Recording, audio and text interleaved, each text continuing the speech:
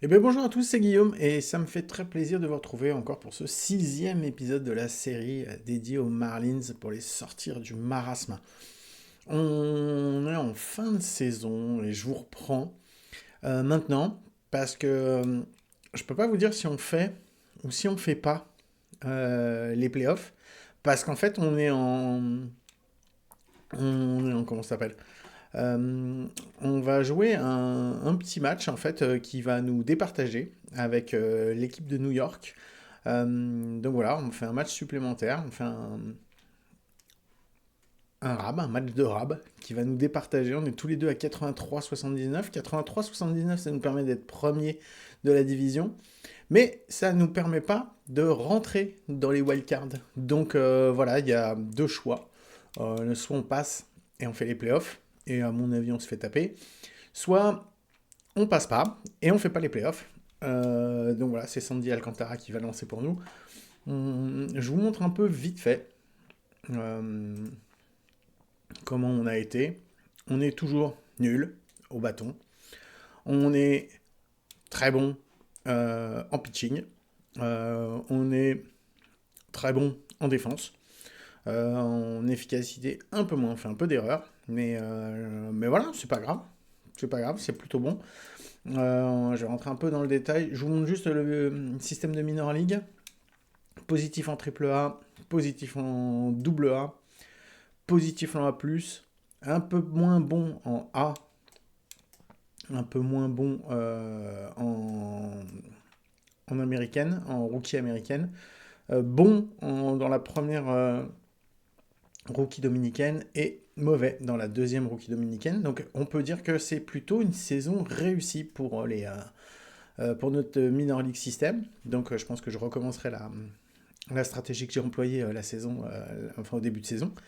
Euh, on sera quoi qu'il arrive à 83-79, c'est-à-dire qu'on sera sur une tendance positive.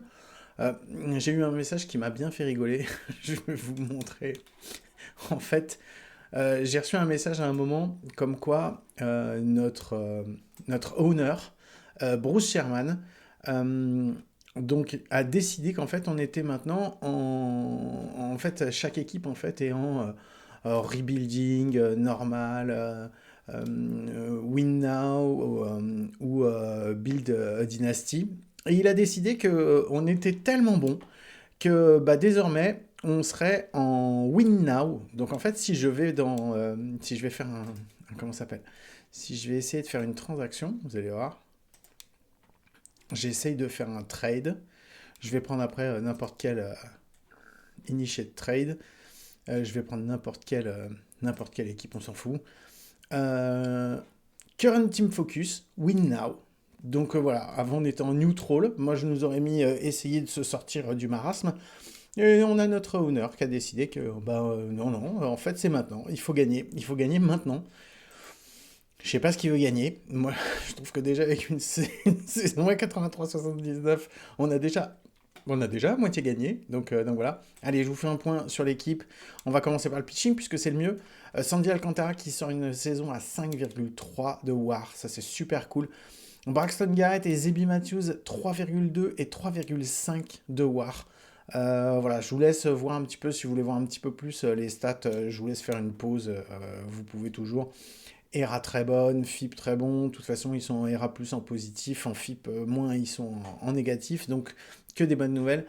Et Ori Perez, 4,4 de WAR également, une ERA plus à 127, un FIP moins à 84. Énorme, franchement c'était super cool. Petite déception pour Max Meyer. Max Meyer qui avait bien commencé, et qui finit avec 0,6 de WAR seulement. Il est à 102 en RA+, ce qui est vraiment juste au-dessus de la moyenne. 118 en FIP-, par contre, pas terrible. Une RA à 4,06 et un FIP à 4,86. Voilà, ça n'a pas été excellent. Anthony Bender qui sort une bonne WAR, malgré des stats de bébé qui sont dégueulasses. 5,1 bébé par 9. Sinon, les autres, à part Cal Country, j'ai essayé de vouloir le faire descendre en triple A. Il a refusé, ce petit enfoiré. Il a dit non, non, non, moi j'ai. Et apparemment, il a un droit de dire non, je ne veux pas descendre. Donc, j'ai pas pu le faire descendre. Je l'ai pas laissé, j'ai les continué. Il nous a pas fait perdre plus. Il y a un moment où il était en on fire. Je sais pas pourquoi, parce que je sais pas si vous avez vu sur mon, sur mon, dans la Manager's Office. Ici, il y a un truc avec les who's hot, who's not. Donc, qui est chaud, qui ne l'est pas, qui est froid. Et à un moment, j'ai vu apparaître Calcantril dans qui est chaud, alors que les dernières fois où je l'avais vu apparaître, c'est qui ne l'est pas. Donc voilà, bon, bah ça c'est cool. C'est Jesus Tinoco qui est devenu notre closer, qui sort 1,8 de WAR. C'est énorme. Une ERA plus à 265, un FIP moins à 75. Voilà, il met pas beaucoup de K, mais il prend pas tant de bébés que ça, et surtout il prend pas de HR. On le paye pas cher. Et franchement, c'est cool. Donc voilà, un, une, un pitching staff, franchement, du feu de Dieu. C'était trop cool de voir ça. Premier de toute façon en ERA, que ce soit pour la rotation ou pour le bullpen. Là, on passe sur un truc qui est un poil plus compliqué. C'est les résultats de notre line-up. Alors, avant, on va tout de suite commencer. Brooks Lee, 10,7 de zone rating. Kyle Tucker, 10,7 de zone rating. Derek Hill, 15 de zone rating. Et notre shortstop Alex Freeland, 11 de zone rating. On a Miguel Vargas qui sort 3,8 de zone rating en première base. Et Alex Cole qui sort 4,2 de zone rating en champ gauche. Si on ajoute à ça, normalement, Agustin Ramirez, non, c'était dégueulasse. Et je crois que José Trevino, ça n'a pas été si bon que ça, en fait, au niveau du catch. Mais voilà, franchement, c'est plutôt cool. Donc, ce qui fait qu'on a 4,5 de WAR pour Brooks Lee, 4,4 de WAR pour Kyle Tucker, 2,8 pour Derek Hill, 2,6 pour Alex Freeland. Xavier Edwards qui avait mal commencé la saison et finalement on l'a fait jouer à moitié avec Brooks Lee. On a eu Brooks Lee qui s'est blessé. On a eu également Alex Freeland qui ont été blessés. Donc il est venu à ce moment-là. Au final, il a fait quasiment la moitié de la saison. Il sort une saison à 1,4 de WAR avec des stats en OPS plus à 112. Donc franchement, vraiment cool. Le seul truc qui m'emmerde avec lui, c'est qu'il a moins 0,6 en zone rating. Donc au niveau de la défense, c'est vraiment pas très bon. Augustin Ramirez, que j'ai fait monter. euh, je l'ai fait monter. Non, il était déjà là. On l'a mis en début de saison. Donc voilà, qui fait une saison bonne au bâton en fait, puisqu'il a 102, 107 en OPS plus. Bon, par contre, moins 1,7 en zone rating, c'est pas terrible. Miguel Vargas, qui n'a pas une saison exceptionnelle au bâton, on va dire une saison moyenne, mais par contre, avec sa défense, il a quand même ramené quasiment un doigt. C'est pas énorme, je suis d'accord avec vous, mais c'est déjà pas mal. Hunter Feduccia, qui est monté à un moment, on a Augustin Ramirez qui était blessé, c'est ça, mais c'est Hunter Feduccia que j'ai fait monter. C'était en plus à peu près au moment où on a où on a eu le roster qui s'est augmenté, qui est passé de 26 à 28, donc à partir du 1er septembre, pour pouvoir mettre plus de joueurs sur la feuille de match. Et finalement, il a fait un bon remplacement, et je l'ai gardé. Et il sort quand même une WAR à 0,7, quoi. Donc voilà, en jouant que 20 matchs, alors que Augustin Ramirez en sort une à 1,2 en 90 matchs. Voilà, Josh Rojas, déception très grosse, non, une grosse déception quand même, pas cool. Euh, je m'attendais vraiment à mieux. Il avait fait des stats la saison dernière qui étaient beaucoup plus sympas. 2,7 et 1,3 de WAR. Là, il sort 0,2. Ouais, enfin, plutôt déçu. Franchement, plutôt déçu de son rendement. Puis en plus, pas très bon en défense. Donc voilà. José Trevino, comme je vous avais dit, il a fait l'affaire. Il était là. Il est encore là encore pour 2 ans. C'est mon capitaine d'équipe. C'est trop cool. Xavier Edwards qui est Sparkplug, Derek Hill qui est Sparkplug aussi, donc ça c'est bon. On n'a plus qu'un seul capitaine, mais c'est pas grave, ça fait le job. Donc Josh Ross, on en a parlé. Alex Cole, qui a fait quasiment tous les matchs. À un moment, je l'ai quand même fait jouer à moitié avec Dane Myers pour qu'il puisse. Il faisait un peu. Il y en avait un qui frappait contre les droitiers, l'autre contre les gauchers. Donc ça, j'ai un peu bougé ça. Jonah Bride, qui a passé pas mal de temps à faire du DH, parce qu'au final, il y avait des stats qui étaient plutôt pas mal au bâton. Après, ça a été un peu plus difficile, donc voilà. Au départ, mon DH, c'était Jesus Sanchez. Il s'est effondré cette saison. C'est un effondrement total. Il est passé de 2,5 à moins 0,9 de WAR. Donc voilà, donc autant dire que je pense que la saison prochaine, on devrait passer sur l'arbitration, le monter à 9,5 millions. Ouais, je suis pas sûr. Je vais voir s'il y a quelqu'un qui en veut. Moi, je suis pas sûr d'en vouloir, même s'il a 28 ans. Au final, il est pas mauvais, mais bon, c'est pas franchement très intéressant. Puis surtout, si c'est pour qu'il me refasse une saison à moins 0,9 de WAR, j'en ai pas besoin. J'ai pas besoin de ça. Donc voilà, donc le bâton était compliqué. Il y a un mec que je voulais vous montrer parce que si vous avez suivi la série depuis le début, vous avez vu que on a fait la draft à l'épisode précédent. Et normalement, je fais pas ça. Mais là, il y a un petit mec qui s'appelle John Rodriguez, qu'on a été chercher. On l'a drafté en fait cette saison. Il a fait du rookie. Il a fait 19 matchs de rookie. Il a sorti déjà une WAR à 1,3, un WRC plus à 197. Quand j'ai vu ça, avec des stats, un average de 373, 476 en OBP, 672 en slugging, un BABIP de 444, j'ai fait ouais, ok, d'accord. Je le garde pas plus parce que ça sert à rien. La rookie, en fait, l'année de rookie league se terminait, donc je me suis dit ça sert à rien. Donc je l'ai monté en A et en A il me sort en 33 matchs des stats avec 0,8 de WAR, un WRC plus à 112, un OPS plus à 112, ah oui, il avait un OPS plus à 205. Donc voilà, je vais le laisser en A, il va commencer la saison en A la saison prochaine. Dans le prospect ranking, il est 8e. Donc voilà, il a déjà commencé à sauter, il est passé de la rookie en A en moins de 20 matchs, voilà, c'est quand même un truc de folie. En moins de 100 plate appearance, il sort quand même une WAR à 1,3, c'est énorme. Donc voilà, c'est pour ça que je l'ai bougé tout de suite. C'est pas des trucs que je fais normalement, mais là c'était exceptionnel. Je pouvais pas faire moins, c'était pas possible.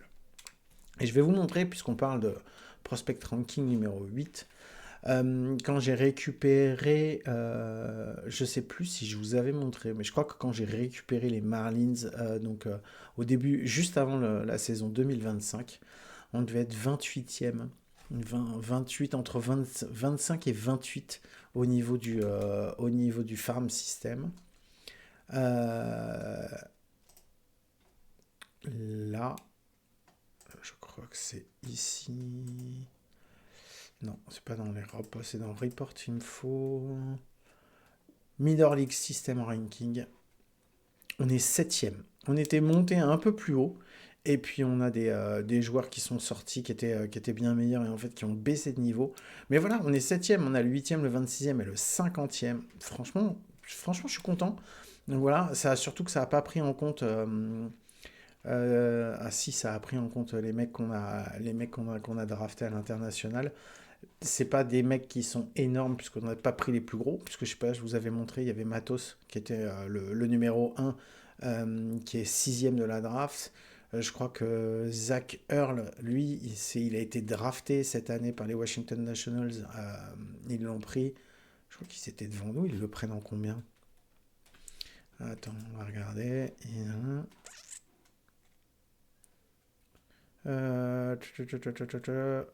Round 1, pick 1, first overall. Donc il est premier, logique. Donc voilà. Donc non, non, non, franchement, c'est cool. C'est cool d'être 8e, on n'en a pas énorme. Par contre, je pense que si on va voir après au niveau du player development, on en a quand même 6 dans les 200 premiers, on en a 3 dans les 100 premiers. Il y en a qui sont notés, il y en a d'autres qui ne le sont pas. Après, ça bouge de toute façon pendant la saison, donc on va voir. Mais déjà, je suis content parce que, alors, on a 5 starters. C'est cool d'avoir des starters en plus. En catcher, on a John Rodriguez qui est monté là, qui est vraiment le top prospect. Il va falloir qu'on aille chercher des catchers. On va essayer de voir pour aller récupérer dans des trades des catchers. Parce que on en a qui sont pas mauvais, qui nous tiennent la baraque de toute façon. C'est des mecs qui sont des mecs de minor league qui nous tiennent la baraque et qui permettent de driver. Et c'est important de driver nos jeunes lanceurs que ce soit dans le bullpen, que ce soit les bullpen ou la starting rotation pour leur permettre de bien se développer.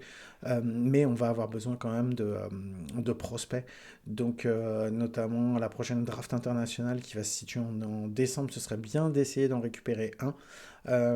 Et pourquoi pas sur la prochaine draft. Mais on verra où est-ce qu'on va drafter, parce que tout ça, ça va dépendre quand même de ce qui va se passer, sur le match là.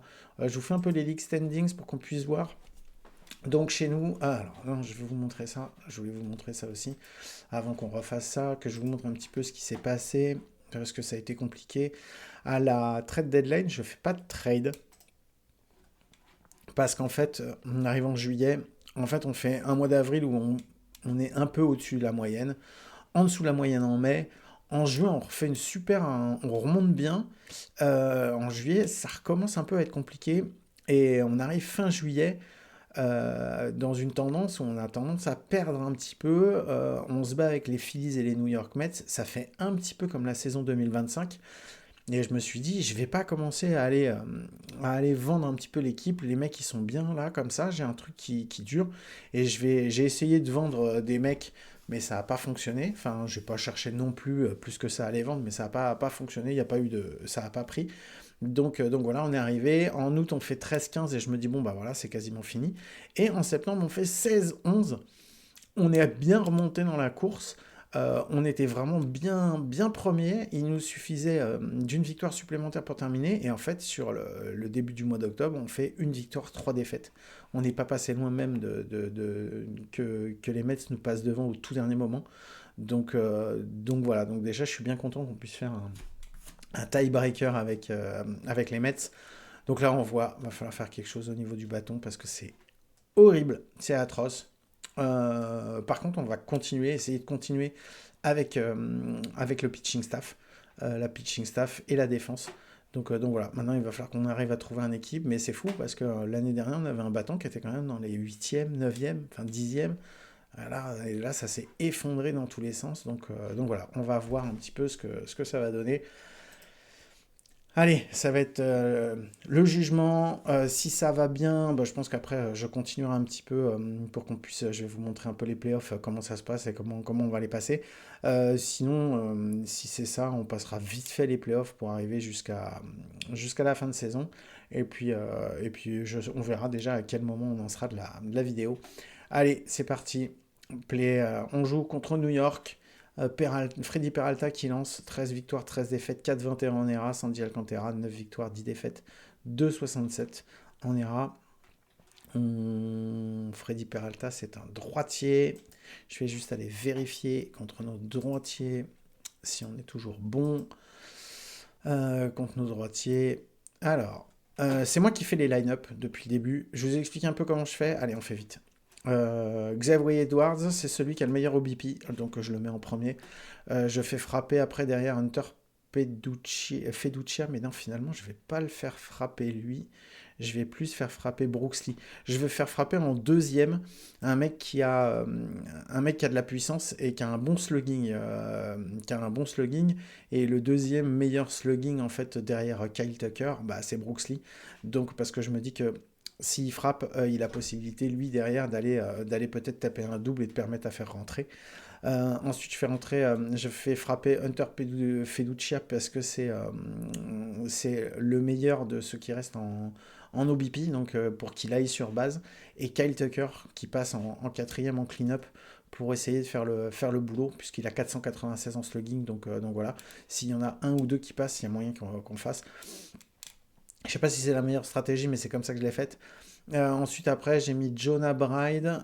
J'aurais pu mettre Miguel Vargas pour faire un OBP, un pas mauvais OBP, avec un mec qui a un petit peu plus de slugging en fait derrière pour faire ça. Et ensuite, après, Alex Cole, Alex Freeland. Donc, je vais pas faire passer Alex Freeland qui est meilleur. Alex Cole ensuite derrière. Et on termine avec Derek Hill, qui de toute façon, on sait bien qu'il n'a pas de bâton. Il a 79 en OPS+. Mais il a 15 en zone rating. Donc, autant vous dire que c'est pour ça qu'on fait ça. On va le garder comme ça. En pinch hitter, alors Josh Rojas, très mauvais en ce moment. Il a 54 en speed. Denmeyer 62.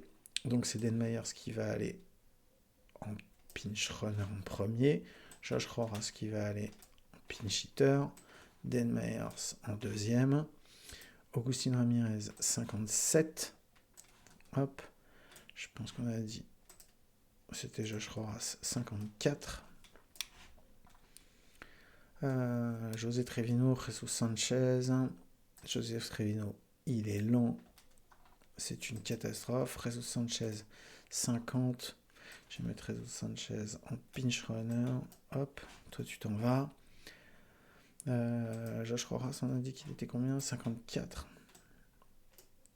Hop. Josh Roras en pinch runner. Et en pinch hitter, Josh Rojas, Myers, Agustin Ramirez.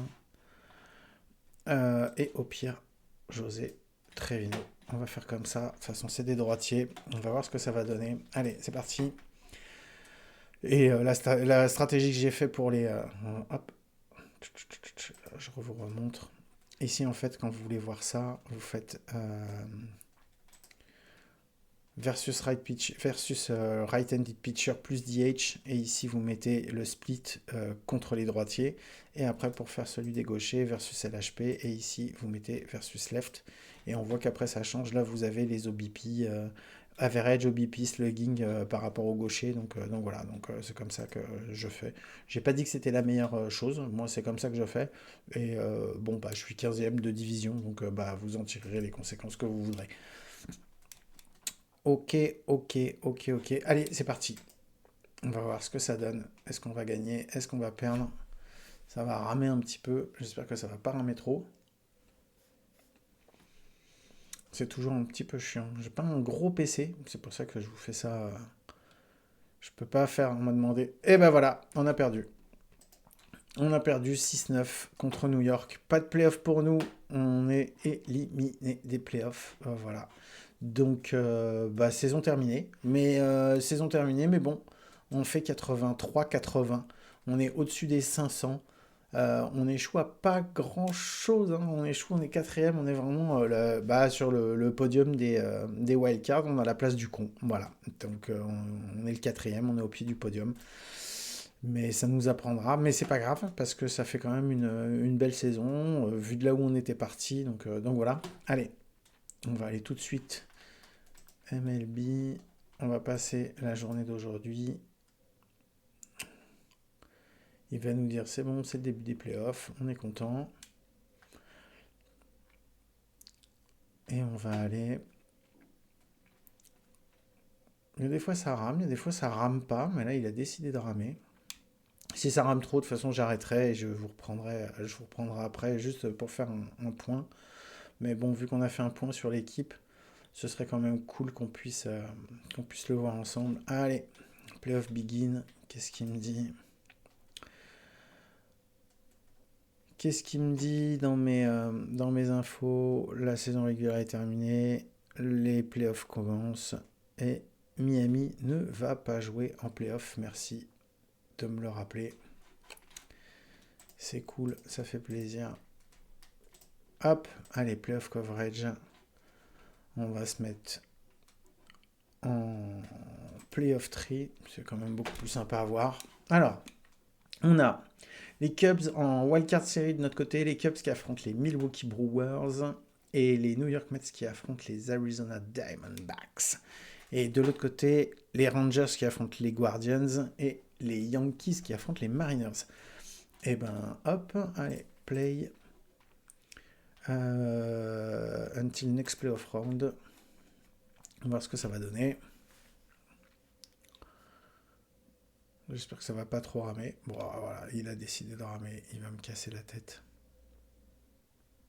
Pourtant, je lui ai pas demandé grand-chose. Hein. Je lui demande juste de simuler. Mais c'est déjà compliqué. Ça m'a déjà été compliqué sur la fin de saison dernière. Ouais.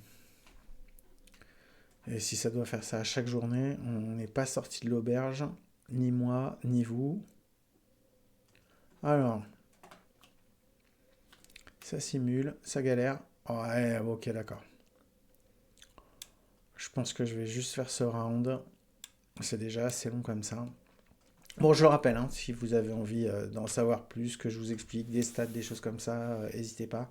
Allez, les Rangers qui se sont qualifiés. Donc n'hésitez pas, vous m'envoyez des petits messages, vous me demandez, j'essaierai de vous répondre, j'essaierai de faire des des petits apartés pour expliquer un petit peu ce qui va. Ah, alors ensuite. Donc on a les Twins qui vont affronter les Rangers, puisque les Rangers ont battu les Guardians, et les Yankees qui ont battu les Mariners, qui vont affronter les Boston Red Sox. Dodgers, Cubs de l'autre côté, Diamondbacks, Reds. Allez, on se le tente. Ok, il m'a retrouvé un mec qui est tout pourri. Oui, je vais changer de scout. Il termine son contrat et franchement, je vais essayer de trouver quelqu'un d'autre. Il est trop. J'aime pas quand c'est euh, Highly Favor Tools. Il est où ici? Highly Favor Tools. Je pense que c'est trop. Il voit trop. Il a trop d'espoir sur les mecs. Et je préfère un scout qui favor tools, qui préfère, mais qui quand même a un peu plus les pieds sur terre. Là, c'est vraiment trop dans l'espoir et tu te retrouves avec des mecs que tu prends en te disant ah putain, ils ont 80, bon, au pire, ils vont descendre à 60. Et là, j'en ai qui sont descendus à 30, quoi. Donc, franchement, ça passe toujours mieux. Les highly favor, j'essaye de les éviter. Highly favorability, highly favor tools, l'un comme l'autre. Je préfère favor tools. Ça m'arrive d'avoir des scouts qui sont en faveur des abilities. Ça m'arrive aussi d'avoir des neutrals, mais généralement, quand j'ai des neutrals, je passe sur autre chose. Donc, je pense que ce sera favor tools. On verra ce qu'ils vont nous proposer. Je chercherai un mec qui sera vraiment très bon pour les scouter les scouting amateurs et international scouting, un peu moins pour les minors et les majors, mais c'est ces deux-là qui sont les plus importants puisque c'est sur ces deux-là qu'on va faire les différences, que ce soit au moment de la draft ou sur les prospects internationaux. Donc voilà, c'est bien aussi d'avoir un scout minor leagues. Major leagues, on n'a pas besoin. Au pire, s'il est vraiment moyen, c'est pas grave. Par contre, ce qui est important, c'est surtout les minor leagues. Voilà. Sinon, allez, on y retourne. Parce qu'au final, c'est passé. On va voir play until end of playoff round. Ok. Alors, 1-1, 2-0, 1-0, 0-1. Ok, ça y est, il se remet à ramer, mais il a avancé vite. On va espérer que ça ne va pas durer trop longtemps. Il a de toute façon pas nos joueurs à gérer, donc normalement ça devrait aller. Il m'a envoyé un message. J'ai 2 starters de mon équipe de double A qui prennent leur retraite à 26 ans. Pas des stats formidables, donc bon, c'est pas grave. After the Blue Moons, won the round 2. Oh, super. Bah, ils vont aller en playoff de la Double A, les Blue House, donc c'est cool. Franchement, c'est vraiment bien cool, d'accord. Ensuite, tiens, je veux juste voir un truc. L'année dernière, ils avaient fait 0 défaite, 30 victoires. Ah oui, non, mais là, c'est le début. Pardon, autant pour moi. Allez, on continue. On va retourner sur les playoffs pour voir ce qu'il nous dit. Hop, il nous dit rien du tout. Ok, les Yankees qui vont passer en Championship Series. Les Rangers qui ont pris l'avantage de 1. Les Reds qui risquent de passer, qui sont plus qu'à une victoire de passer en Championship Series en National. Ok, c'est les Rangers qui sont passés. Player promoted from International Complex. T'es sérieux? Ok. Bon, bah donc il m'a promu tout ça. Oh, ça va me faire du monde à virer. Les free agents de l'International Amateur. Ok, d'accord. On va aller voir ça après. On va peut-être même aller voir ça maintenant. Et Jack Sellinger, releveur de l'année en single A. C'est cool ça. C'est cool. Attends, on va regarder ça. Déjà. MLB Playoff. Donc Texas Rangers contre New York Yankees. Ok. Ok. Je vous montre. On va reprendre après sur les. On reviendra sur les playoffs après, mais je vais vous montrer ça. Donc ça, en fait, c'est mon. J'ai changé un truc dans ma. C'est mon assistant, mon assistant de GM qui fait monter les gars de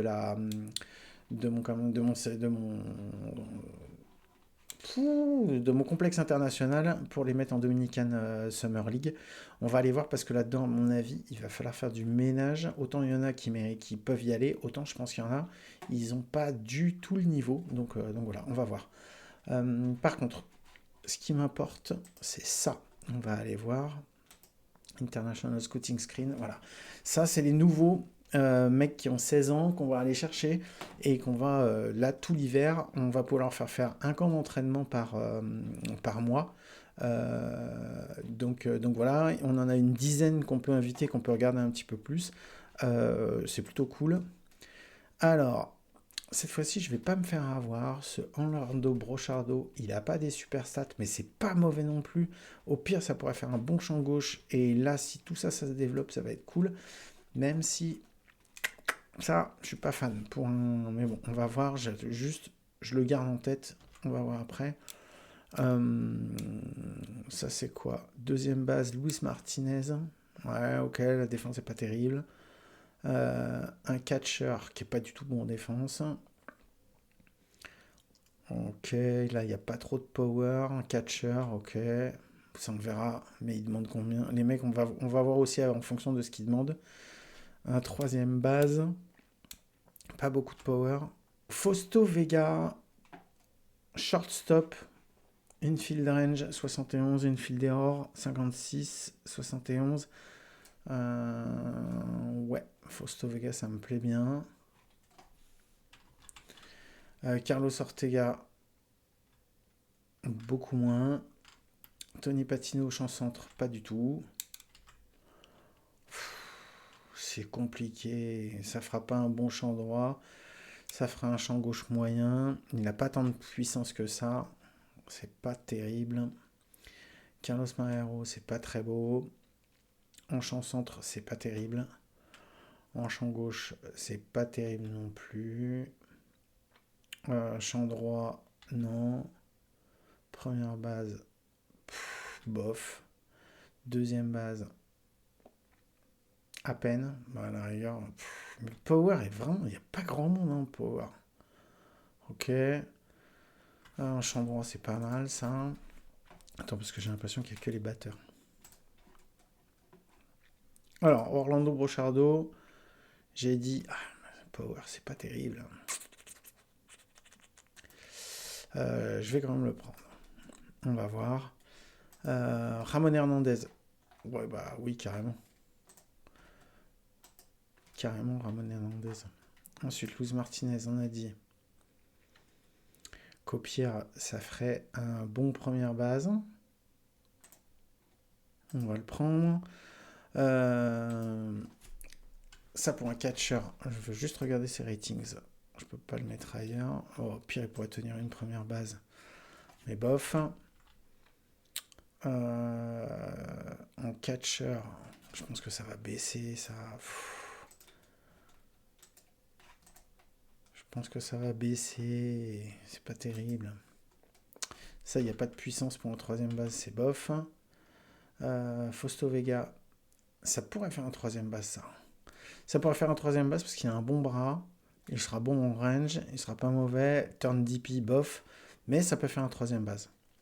Je vais le prendre, Fausto Vega. Je vais le mettre. Manny Lopez, c'est un releveur. Ouais, ok. Je vais passer. Carlos Ortega. Ça me plaît pas du tout.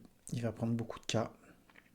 Même s'il y a de la puissance, même s'il y a des trucs comme ça va prendre du cas, pas un très bon contact. Donc quand il va frapper, oui, effectivement, il va bien frapper. Puissant dans le gap, il aura des extra bases et des home runs, mais il va quand même surtout prendre beaucoup de cas.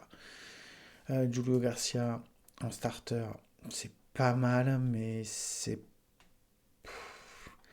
ça va pas bien se développer, il risque de prendre des HR. Tony Patino. Tony Patino en champ centre, non. En champ droit, pourquoi pas, mais non, parce que j'aime bien que les corners, ils aient quand même de la puissance, donc ça bof. Carlos Marrero, non. Alejandro Garcia, c'est pas terrible, ça peut faire un champ gauche. Il n'y a pas tant de puissance que ça. Je vais quand même le prendre. Javier Rodriguez. Il y a de la puissance, mais il y a du cas aussi. Orlando Sierra. Pour un champ droit, il y aura un peu de bâton, il y aura un peu de puissance. Ça sera plutôt un champ gauche, mais pourquoi pas. Orlando Sierra, on va prendre. Ismaël Vasquez. Non, ça me plaît pas. DJ Diaz en deuxième base ou en première base. Pas assez de puissance si c'est en première base. Manny Calderon en closer. Oh, il y a des trucs bien. Ça, non, il risque de prendre du HR. Emilio Pena. C'est pas mal ça. Ça, c'est pas mal, c'est plutôt équilibré. Il y aura un peu de contact, ça risque de pas trop bien se développer, mais pourquoi pas. Ça peut être intéressant à bas prix. Parce que ceux qui vont avoir 68, c'est pas ceux qui vont attirer le plus. Ils demandent combien aujourd'hui Emilio Pena. Il demande 2 400 000. Je vais quand même le prendre, on verra bien si ça passe. Je vais passer pour le moment sur les releveurs. Qu'est-ce qu'il a lui? Bof. Ok. 2, 4, 6, 7. Allez, 7. Non, Ricardo, pas bon. C'est vraiment pas bon. C'est vraiment pas bon. Je prends quand même Modesto Paez, 2,8 millions. C'est beaucoup, monsieur. Jairo Solis. Ce serait dommage de passer à côté de ça quand même. Allez, on va voir. Carlos Ortega. Ça m'embête ça. Ça m'embête, mais en deuxième base comme ça. En deuxième base comme ça, au pire, ça sera en première base. 2, 4, 6, 8, 10. Allez, on va laisser comme ça. Ok, c'est bon, ils sont bloqués. Run practice. Ok. Est-ce que j'ai reçu un message pour me dire quoi que ce soit? Non, pas encore. Je pense que je le recevrai demain. Ah si, completed. Carlos Ortega. C'est quoi le deuxième base? Lui, il l'aime beaucoup. Non. Il n'y en a aucun qui est sorti du lot. Carlos Ortega, il est déçu. Donc, il est passé d'un... Je pense qu'il a dû passer d'un 80 à un 75. Il est à 75. Orlando Sierra, le champ droit qui lui a pas trop plu. Mais les autres, ça va. Orlando Sierra, il est à combien? Il est à 70. Par contre, elles sont bien, ça. Fais voir, ouais, justement, ce que ça a donné au niveau des... Hop, là, on sait pas. Là, on sait pas. Ouais, on va voir. Luis Martinez, on sait pas. Modesto Paez, on sait pas. Jairo Solis, on sait pas. Fausto Vega, non. Emilio Pena, non. Donc, Carlos Ortega, on n'a pas d'idée. Et par contre, Orlando Sierra, ça c'est très très très très bon. Ça c'est très bon. Donc ça peut peut-être lui faire baisser un petit peu justement sa valeur. Donc on va voir. Allez, on retourne sur le playoff coverage, playoff 3. On n'a pas fini.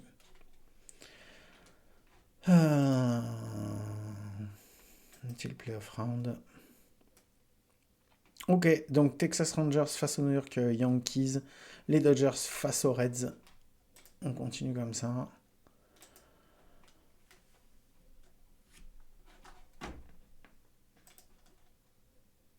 Stéphane Hernandez. Il me l'a mis là. Allez hop, transaction. Release player. Ok. Tac. Qu'est-ce que j'ai comme message? Il me dit quoi? Harrison m'a trouvé un talent. Pas terrible. Sam Brokat, The Baby, Manager was announced 2026. Manager of the Year pour le coach de. C'est quoi, de Singale? Ouais. Non, de A.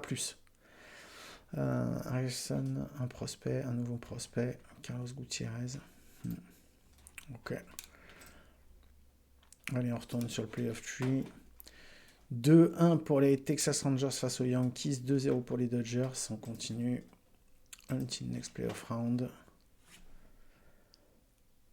3-2, 4-3. Texas Rangers contre 4-3 contre les Los Angeles Dodgers. Allez, c'est les World Series. Les Rangers contre les Dodgers. Après, si vous voulez voir, vous pouvez en savoir plus ici. Vous pouvez aller voir dans les Wildcard Series. Vous choisissez, vous pouvez voir qui a été MVP et tout. On va regarder dans la Championship Series. Rangers, Evan Carter, qui a été MVP des American League Championship Series. Et dans la National League, Tommy Edman. Voilà, tiens, pour changer par rapport à la saison dernière, ça ne change pas. Playoff 3, allez, c'est parti. Attends, qu'est-ce qu'il me dit dans les messages? Pensacola Blue House, en double A, à nouveau, manager de l'année. Meilleur pitcher en double A. MVP en double A.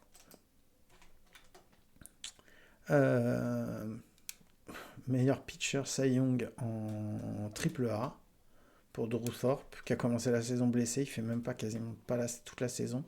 Et pourtant... ok, c'est que des bonnes nouvelles tout ça. Franchement, ça fait plaisir. Allez, c'est parti. Play until playoff ends. 1-0 pour les Rangers. On est quoi? Ah bah oui, on est début novembre. Donc, j'aimerais bien qu'il m'arrête. Je vais pouvoir faire le deuxième entraînement. Il va pas m'arrêter, il va me continuer. Il faut pas que je l'oublie. 3-2, 3-3 et 4-3. C'est les Dodgers qui ont gagné. Voilà, on est le... Je sais pas quel jour. Le 2 novembre, 5 novembre, 7 novembre, 7 novembre. Ouais, 7 novembre. Les Dodgers ont gagné. Ont gagné les World Series. Bon. Allez, avant que ça se termine, je ne sais pas comment ça va se terminer, ni combien de temps ça va mettre encore, puisque c'est marqué « Ah, ça ne répond pas ». Donc voilà. Sur ce, je vous laisse. J'espère que la vidéo n'aura pas été trop longue. On va voir un petit peu quand je vais la monter. Voilà, bah, c'est la fin de la saison 2026. On va attaquer la off-season. Je ne sais pas encore comment ça va se passer, si je vais vous prendre pendant la off-season ou pas. Parce que c'est le problème des trades, c'est que je vous montrerai bien, mais le problème des trades, c'est que ça prend du temps à faire, ça prend du temps à chercher. C'est pas très sympa visuellement parlant. Donc voilà. Donc je ne sais pas si on se revoit avant le début de la saison ou pendant la off-season. On verra bien à quel moment je vous reprends. En tout cas, merci de m'avoir suivi encore une fois. Je vous fais des bisous. N'hésitez pas à laisser des commentaires et puis on se retrouve très vite. Allez, ciao.